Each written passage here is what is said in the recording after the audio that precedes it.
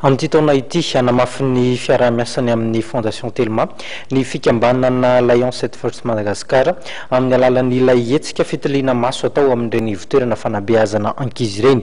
Marihana moa fa ity fikambanana ity dia miady amin'ny fanentanana amin'ny fahajambana. Mahatratra any amin'ny roetsy farafakely ny fandaniana ampiasaina amin'ny fandidina ny katarakta.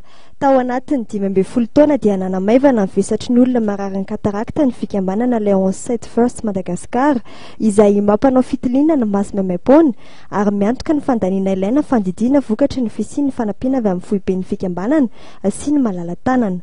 Atreto olona mahery ny eninalina no afaka tamin'ny fahajambana ary solomaso mahery ny eninalina ihany koa nefa nozaraina.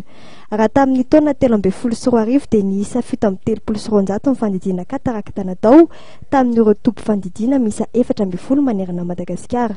No mariny tompona ndraikitra fa misy ny fandraisana anjara ambany dia ambany ataon'ireo mpahazo tombotsoa. Ive misy katarakta dia vonona izy novinazy dia lena fotoana izy hoe rovina ny fitsaboana ny katarakta zany dia atao izy amin'ny rehetrarehetra aminy dia misafidy izy aiza eto tanrivo azy miara-miasa amin'ny hôpitaly anankiroa na atao amin'ny hôpitaly atoany HGR misy service ophtalmologie ary ny troisième étage na misafidy izy hoe amin'ny hôpitaly luthérienne Salfa miara-miasa amin'ny akiny hôpitaly Salfa dia any no atao le fitsaboana ny katarakta zany hoe ny sarany landetareka zany na amin'ny dokotera na fanafodina an'iny dia ny Lion 7 First Madagascar no miantoka amin'ilay izy amin'ny fanampiana rehetra azonay zany avy any amin'ny fonibe anay ansika international fondation na avy any amin'le mpanampy anay ohatran'ny fondation sy niny manome volana izy dia izy hay miantoka ny lany rehetra fa fandraisana anjara no mba angatany amin'ilay olona.